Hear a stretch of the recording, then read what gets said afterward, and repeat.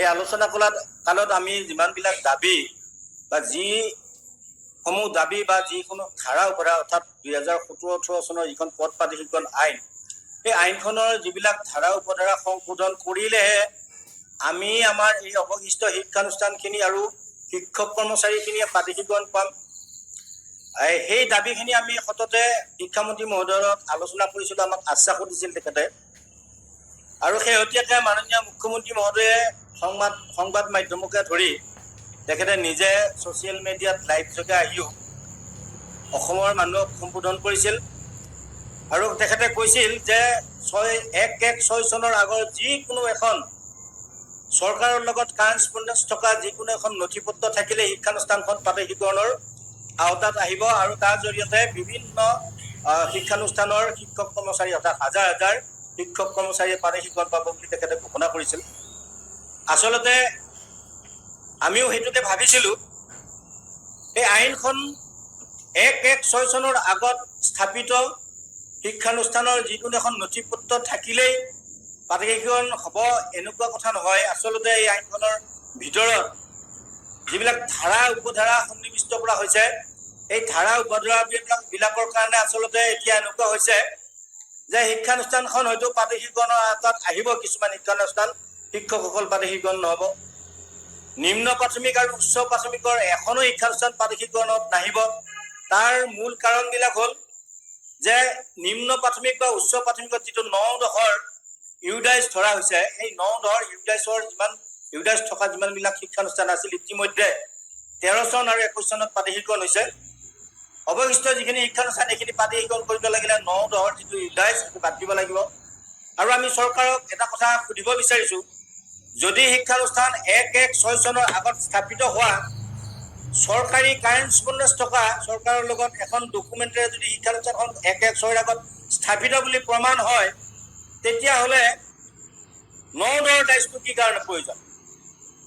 শিক্ষানুষ্ঠানখন 1/1/6 চনৰ আগত স্থাপিত হোৱা বুলি প্ৰমাণ হোৱাৰ পিছত শিক্ষকসকলক 1/1/6 আগত নিযুক্তি পাবই লাগিব বুলি এই ধাৰাটো বাহাল ৰখাৰ কাৰণটো কি? যিটো কথাত আমি শিক্ষামন্ত্ৰী মহোদয়ৰ লগত বহোতে শিক্ষামন্ত্ৰী মহোদয় আৰু আমাৰ যিজন হায়াৰ এডুকেশ্যনৰ ছেক্ৰেটাৰী মাননীয় নাৰায়ণ কোঁৱৰ ছাৰে এদিন আমাক উইনিংলি কৈছিল, আমি দাবী কৰিছিলোঁ যে যিসকল শিক্ষক কৰ্মচাৰীয়ে অপ্ৰাদেশিত শিক্ষানুষ্ঠানত প্ৰাদেশিকৰণ কৰি আছে তেওঁলোকক সকলোকে প্ৰাদেশিকৰণ কৰিব লাগিব।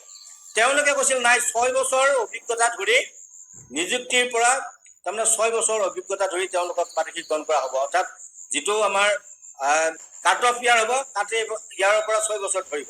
কিন্তু এই কথাষাৰ তেওঁলোকে নাৰাখিলে।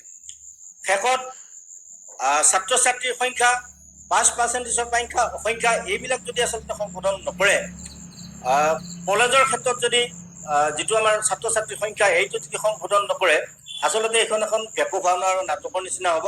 শিক্ষক এখন হয়তো শিক্ষানুষ্ঠানখন আইনৰ আওতাত আহিব, শিক্ষকসকল প্ৰাদেশিকৰণ হ'ব। উদাহৰণস্বৰূপে গোগামুখত এখন কলেজ আছে, ছায়েন্স কলেজ, যিখন ছায়েন্স কলেজৰ SMDC মানে প্ৰেচিডেণ্ট মাননীয় শিক্ষামন্ত্ৰী ডক্টৰ ৰণেশ পেগু মহোদয়, আৰু সেই শিক্ষানুষ্ঠানখনৰ মাত্ৰ এজন শিক্ষকৰ প্ৰাদেশিকৰণ হ'ব আৰু বাকীবিলাক শিক্ষকৰ প্ৰাদেশিকৰণ নহ'ব যদি নিযুক্তি তাৰিখটো সলনি নহয়। আমি দাবী কৰা ধৰণে আৰু মাননীয় শিক্ষামন্ত্ৰী মহোদয়ে বিধানসভাত এই কথাটো ক'লে যে নিযুক্তিৰ ক্ষেত্ৰত এইটো বিবেচনা কৰা হ'ব, কিন্তু সেইদিনাই বিবেচনা নকৰি আকৌ ফেব্ৰুৱাৰীৰ অধিৱেশনলৈ সাঁচি ৰখাৰ আঁৰৰ উদ্দেশ্যবিলাক কি? আমি দাবী জনাইছোঁ। আচলতে মাননীয় মুখ্যমন্ত্ৰী মহোদয় 19 তাৰিখৰ দিনা তেখেত আচলতে বিধানসভাৰ যি কাৰ্যসূচী তাত উপস্থিত নাছিল।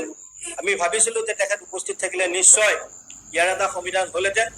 আৰু আমি আৰু এটা কথা উপলব্ধি কৰিছোঁ যে মাননীয় মুখ্যমন্ত্ৰী মহোদয়ে এই প্ৰাদেশিকৰণ সম্পৰ্কত গোটেই বিষয়টো শিথিল কৰিব দিব বিচাৰিছে, কিন্তু শিক্ষামন্ত্ৰী মহোদয়ে এই ক্ষেত্ৰত খুব আকৰগোজ হৈ আছে। আমি এটা কথা জানো যে মাননীয় মুখ্যমন্ত্ৰী মহোদয়ক এই বৰ্তমান যিখন মন্ত্ৰীসভা, এই মন্ত্ৰীসভাৰ প্ৰতিজন মন্ত্ৰী, প্ৰতিজন বিধায়ক, এনেকৈ বিৰোধী বিধায়কসকলেও তেখেতক যথেষ্ট মান্যতা দিয়ে। কিন্তু দেখিলোঁ এই বিধানসভাত আচলতে শিক্ষামন্ত্ৰীজনে মুখ্যমন্ত্ৰী মহোদয়ৰ যিটো ৰাজহুৱা ঘোষণা, এই ঘোষণাটোক নস্যাৎ কৰি তেখেতে বিচৰা ধৰণে প্ৰাদেশিকৰণ কৰিব নোখোজা বা আইনখন সংশোধন কৰিব নিবিচৰা কথাটোত আমি এটা কথা বুজি পাইছোঁ যে শিক্ষামন্ত্ৰী মহোদয়ে মাননীয় মুখ্যমন্ত্ৰী মহোদয়ৰ কথাখিনিও আচলতে তেখেতকো সন্মান কৰিব জনা নাই বা তেখেতৰ স্বাক্ষৰ নোহোৱাৰ আগতেই আমাৰ মুখ্যমন্ত্ৰী মহোদয়ৰ নেতৃত্বত এখন সৰ্বদলীয় বিধায়িনী দলৰ সভা পাতি য'ত সকলো দলৰে বিধায়কবিলাকক মাতি আমাৰ এই জ্বলন্ত যিটো সমস্যা প্ৰাধিকৰণৰ সমস্যা আপোনালোকে দেখিছে আমাৰ শিক্ষকসকল সকলোবিলাকে 50ৰ ঊৰ্ধৰ কিছু সংখ্যকৰ 2 বছৰ 1 বছৰ 6 মাহ 2 মাহ 3 মাহ আছে আৰু এই শিক্ষকবিলাকৰ মুখৰ ফালে চাই আৰু শিক্ষকবিলাকৰ পৰিয়ালৰ ল'ৰা ছোৱালীবিলাকৰ ভৱিষ্যতৰ কথা চিন্তা কৰি 14 দিন নহওঁতেই অৰ্থাৎ আজিকালিৰ ভিতৰতে মাননীয় মুখ্যমন্ত্ৰীয়ে সভাখন আহ্বান কৰিব বুলি আমি আশা কৰিছোঁ। এই আহ্বান কৰি আমাৰ যিটো শিক্ষকসকলৰ নিযুক্তিৰ তাৰিখ 31/12/2010 এইটো সলনি কৰি আমি দাবী কৰা ধৰণে 31/12/2018 এইটো কৰিব লাগে। আৰু মাননীয় মুখ্যমন্ত্ৰী মহোদয়ে এটা সময়ত কৈছিল ঘোষণা কৰিছিল যে মাটি 116ৰ আগত এতিয়া আৰু নালাগে। বসুন্ধৰা আঁচনিত আবেদন কৰিও যদি শিক্ষানুষ্ঠানখনে মাটি পাইছে তেতিয়াহ'লে সেই শিক্ষানুষ্ঠানসমূহ আওতাত ল'ব বুলি কৈছিল। সেই কথাষাৰ বাহাল ৰাখি 25 চনৰ ভিতৰত যিসকলে মাটি আবণ্টন পাইছে সেইবিলাককো এই আওতাত ল'বৰ কাৰণে আহ্বান জনালোঁ। নিম্ন প্ৰাথমিক আৰু উচ্চ প্ৰাথমিকত ইউডাইজটো মেণ্ডেটৰী যিহেতু, গতিকে 9-10ৰ ডাইজটো মানে বাতিল কৰি 18-19ৰ ডাইজটো ধৰিলে অৱশিষ্ট শিক্ষানুষ্ঠানখিনিয়ে ন্যায় পাব, শিক্ষকসকলে ন্যায় পাব, সেইটো বাহাল ৰাখিব লাগে। 18-19টো ৰাখিব লাগে।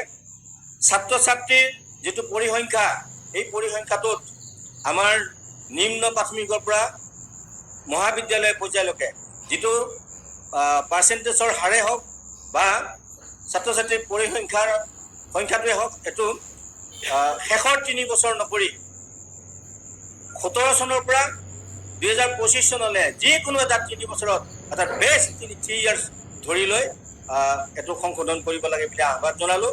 আমি আশা কৰিছোঁ মাননীয় মুখ্যমন্ত্ৰী মহোদয়ে এই বিষয়টোত আচলতে তেখেতে সামাজিক মাধ্যমতে হওক বা সংবাদ মাধ্যমতে হওক যেনেদৰে ৰাইজক ব্যক্ত কৰিছিল তেনেদৰে কথাখিনি সহৃদয়তা লৈ 2 দিনৰ ভিতৰতে এই বিধায়িনী দলৰ সৰ্বদলীয় বিধায়িনী দলৰ সভাখন পাতি এই আইনখন সংশোধন কৰি আমাক 26ৰ নিৰ্বাচনীৰ অধিসূচনাৰ আগে যাতে আমাক ন্যায় দিয়ে, আমি নিযুক্তি পত্ৰ ল'ব পাৰোঁ, তাৰ কাৰণে যদি ব্যৱস্থা কৰে তাকে আমি আজি এই সংবাদ যোগে মাননীয় মুখ্যমন্ত্ৰী মহোদয়, শিক্ষামন্ত্ৰী মহোদয় আৰু তেখেতসকলৰ নেতৃত্বাধীন এই চৰকাৰখনক আমি সবিনয়ে আহ্বান জনালোঁ।